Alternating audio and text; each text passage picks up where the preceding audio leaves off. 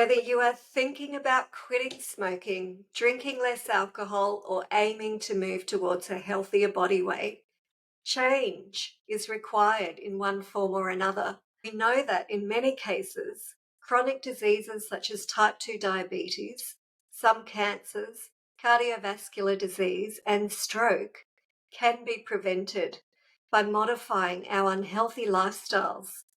So I have reached out to a nursing colleague who is a specialist in change management to help us understand more about change. Sophie Zhang is a highly accomplished organisational change manager and executive leadership coach with a totally unique blend of expertise and experience in strategising organisational change in the area of digital transformation, system integration, and cultural reform. The portfolio of clients Sophie serves includes some of the largest government departments. I'm most excited about having Sophie on our podcast today because of her unique perspective based on her own journey of change and transformation. Her achievements professionally and personally are simply extraordinary. I might also add that it was Sophie that taught me how to use lunch breaks for attending the gym. We used to work together in Canberra and with lightning speed zip down to the nearest gym to do a HIIT class, shower, and change and be back at our desks in 45 minutes. So it's with my great pleasure to introduce our guest today, a dear friend and colleague of mine, Sophie Zhang. Welcome, Sophie. Hi, Ros. Thank you so much for the kind introduction. To everyone who is listening today, I truly appreciate your time. So, my perspective and approach are always evolving as I continuously learn and grow. So, in the field of consulting and coaching I'm in, achieving rapid, radical results often requires integrating the principle of health and well being. After all, health and vitality are the very foundation of our career and business success, fulfilling relationships and financial freedoms. I hope that by sharing my experience and insights, I can provide you with some of the tricks of my trade, so to speak, on your journey towards a fulfilled life. Thank you, Sophie. I'm sure you can provide lots of tips. We're looking forward to hearing all about them. How can someone in the pre-contemplation stage, when they're not yet considering change, begin to recognize the benefits of healthier habits? Yeah, Ross, of course, that's such a great question. I guess there are many research and methodologies out there. While many are very useful, most of them can be very complex. So I prefer to keep it really simple. I use a three-step approach in both my professional and personal life when it comes to, do I want to change? Why do I want to change? So step number one, who I consider is really the knowing. So first, you need to know why you must change now. So from my experience, transformation can happen quickly in one of two ways. So one is crisis. Something catastrophic happens, like a serious health diagnosis, the death of a loved one, or losing a job. It is when people feel like the world is crashing down on them. And the second one is really necessity. So a strong desire to achieve a future goal, like just simply wanting to walk your daughter down the aisle in 20 years. This can often drive people to put out that cigarette and never pick it up again. While crisis and necessity can be very painful experiences, but it could also be the very catalyst to drive the radical transformation. One of the many examples I can think of right now is Steve Jobs. So in 1985, Jobs was forced out of Apple, the company he co-founded. So this was a significant personal and professional crisis for him. I think Jobs described his experiences of as the tails between his legs when he left the Silicon Valley. But what he revealed later on was that in this particular period of this profound failure, he became a beginner, curious and really excited about what's possible.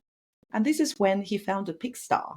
the world-renowned animation studio that produced blockbuster animation films like Toy Story, Finding Nemo, one of my personal favorite of all times.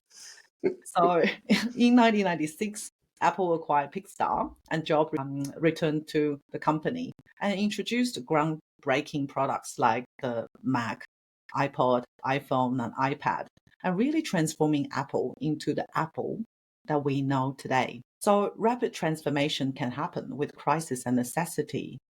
But then there's the change that most people are probably more familiar with, where people make very small progress, then fall back into their old habits. This is like very much like just being interested, swiped on a video on social media. So I decided, oh, maybe I should, I don't know, try a new diet because it sounds cool. But it often it doesn't stick because the commitment is just not deep enough. Then the next one is really about taking action now and staying consistent with that. And it could be as simple as just starting with getting a pair of proper walking shoes, putting the time in your calendar for exercise, booking in the coaching sessions that you may be thinking about for a very long time, or even signing up for the training that for the skills that you have been looking for to develop your career. So the key is really to get started and keep going. And finally, what I want to cover is the evaluation process. Evaluate your progress.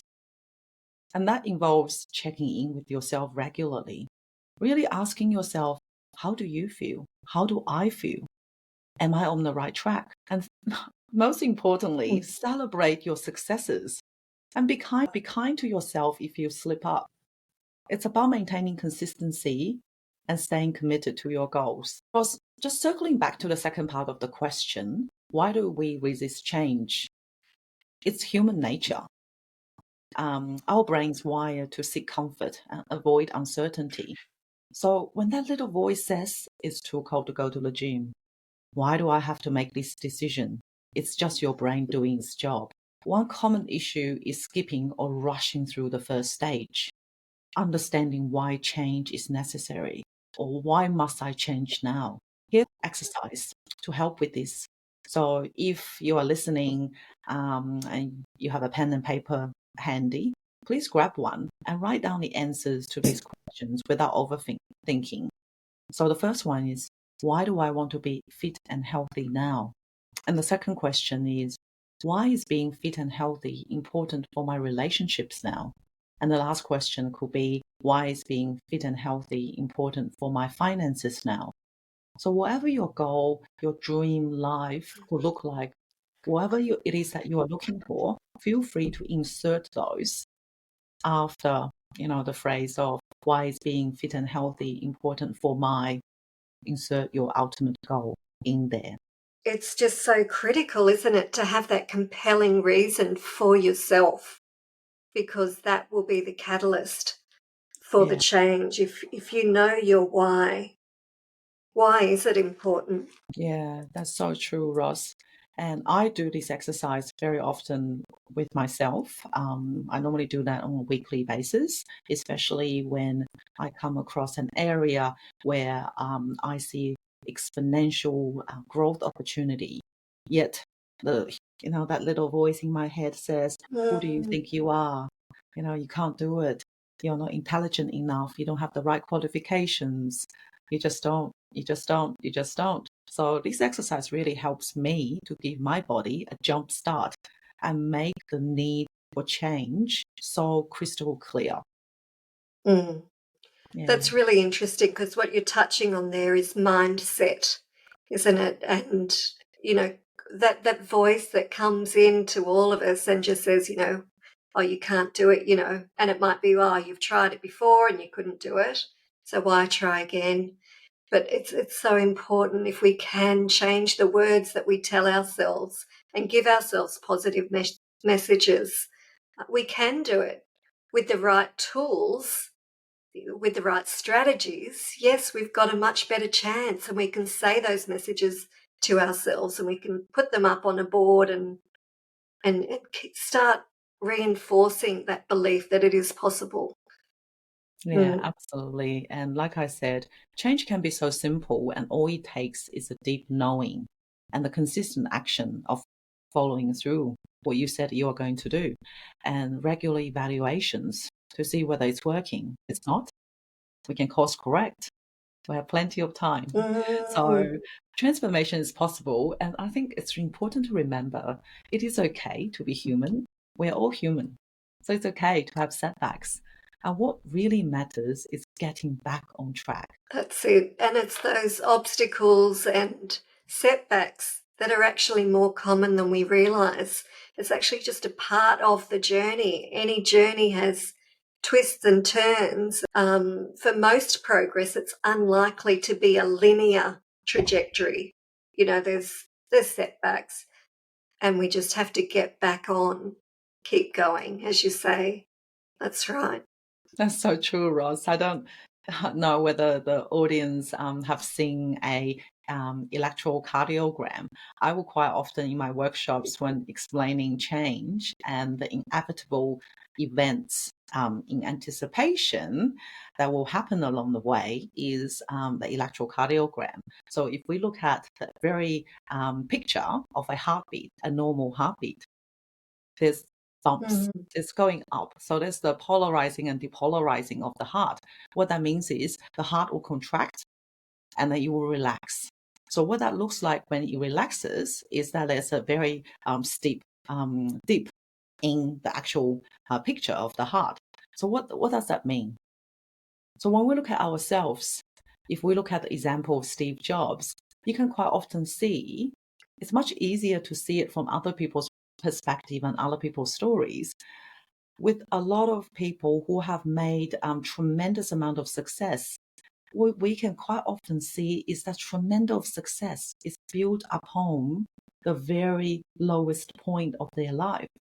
And if we use the analogy of that picture of the Mm. heart, the very moment the heart starts to have that, dip in that picture is when the heart itself is relaxing and taking in all of the blood to be able to pump out into every single organ of our body. So what does that mean? And how do I see it?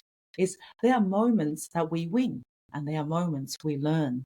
And those are the moments that we take a breath and just be kind to ourselves and start to draw all of the wisdom out of the situation so we can infuse the wisdom into the rest of our lives. Oh my goodness, Sophie, that is such a beautiful analogy. I love it. Just when we're in a dip, just to take a breath and examine it with compassion and wisdom. Oh my goodness, it's beautiful. Rather than beating ourselves up, which is what we often do in the natural response. I think that's a really beautiful analogy. Thank you.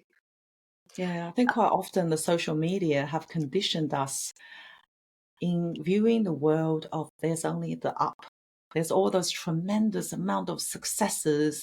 People become overnight millionaires, and life is just beautiful. And there's just, apart from success, there's just no Mm. failure. But if we have to be true to ourselves, our very own biology is telling us that is not the norm. The norm is there's up and there's down. So if we look at the Mm. other heart, the picture of the heart, everybody wants a smooth ride. What happens when the heart is a flat line? It's Mm. when we It's die. not a good sign. That's flat line. There's no sign of life. So I think if I may, I want to quote Vincent Norman Vincent Peale, and what he said: "Problem is a sign of life." I think it's really reassuring because there are a lot of people who would be experiencing problems in making changes to their lifestyle. It is a part of life. And in fact, at every stage of life, there's different problems. Whether you're a young mum with little kids and trying to cook a healthy dinner, whether you're a busy professional woman and you're time poor and can't be bothered at the end of the day to do that or find time for exercise. There's just different challenges, different problems at every stage, isn't there?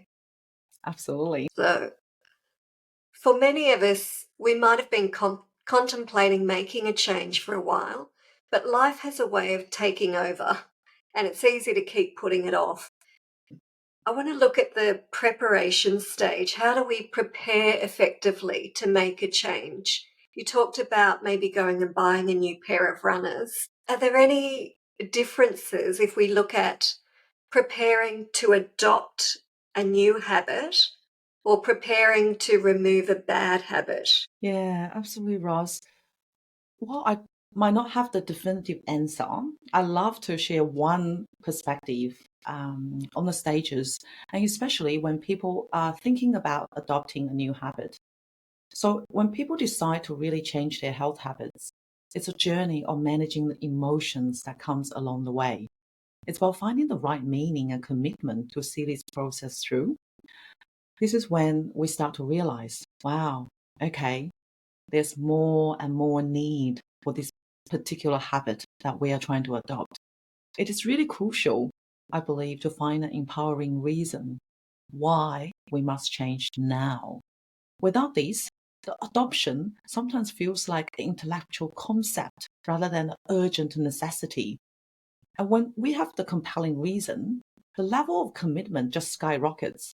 We'll feel energized and ready Mm. to tackle any challenges that are ahead of us.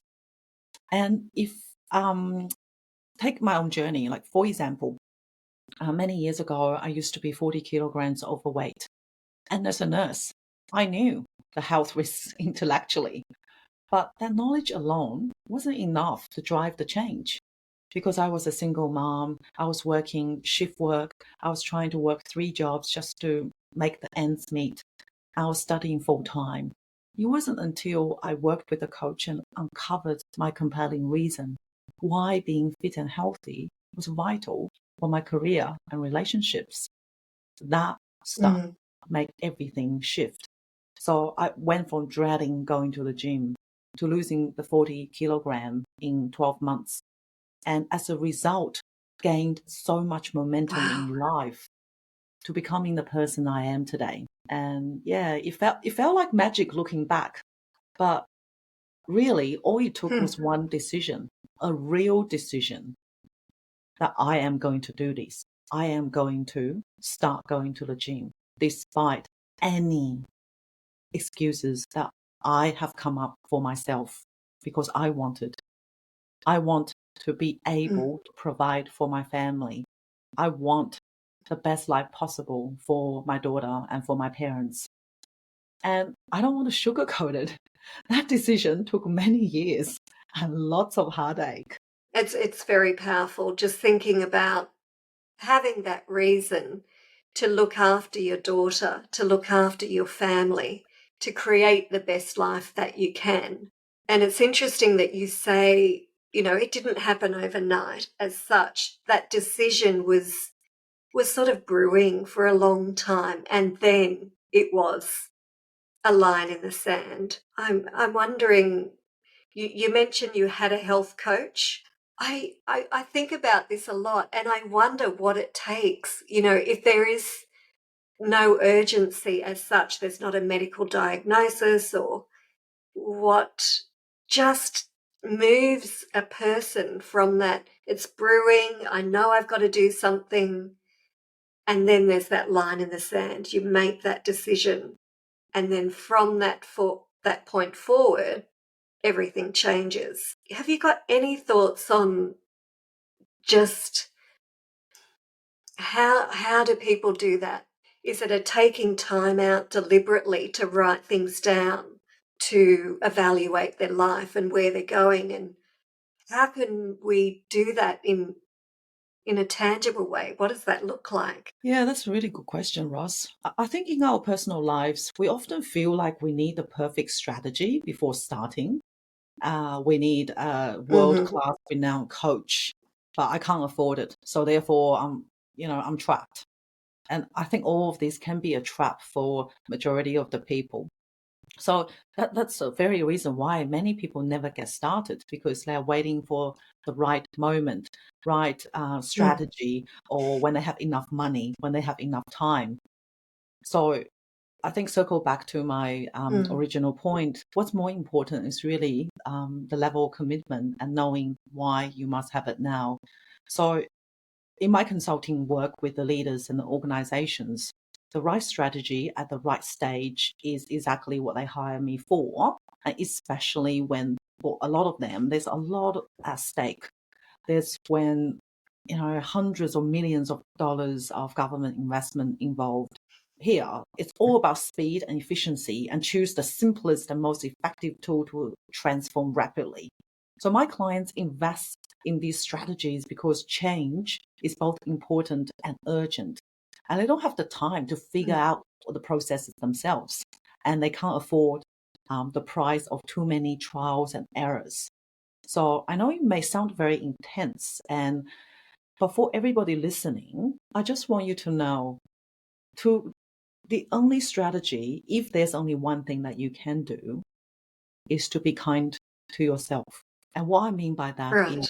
taking the time to have a conversation, a real conversation with yourself about what you truly want in life and what health and wellness mean to you. And how is this vehicle, the body that we have been given, will carry us to the very dream life or the ultimate destiny that's designed just for us. So at the end of the day, I don't believe Mm. it's about having the perfect strategy when it comes to health and wellness and to get started when there's so many things that are in the way. But it's really about having a compelling reason and the commitment to see it through. That's beautiful. I think taking the time to be kind to ourselves, to stop for a minute when we're on that treadmill of busyness and looking after everybody else and doing everything we've got to do. That's the very first step I can see, is taking the time, being kind to ourselves and giving ourselves that time to ask. During the action stage of change, what are the key factors that help individuals successfully implement and stick to their new health behaviours? I have a dear friend who has taken action 6 weeks ago and is in full swing in a gym membership program. And I'm just so excited for her.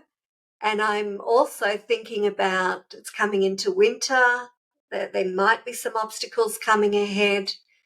What are some strategies that might just help her during the months ahead? Ross, my strategy will be so simple, and I think it's probably going to sound very ridiculous. I think for somebody who is fairly self-motivated, it's always coming back to the very question. The very question I had is how do I or she connect with herself? If she was Mm, coming to my house and we were having this conversation during a very casual afternoon tea, I would really just by start asking her, imagine your relationship with your partner is like a garden.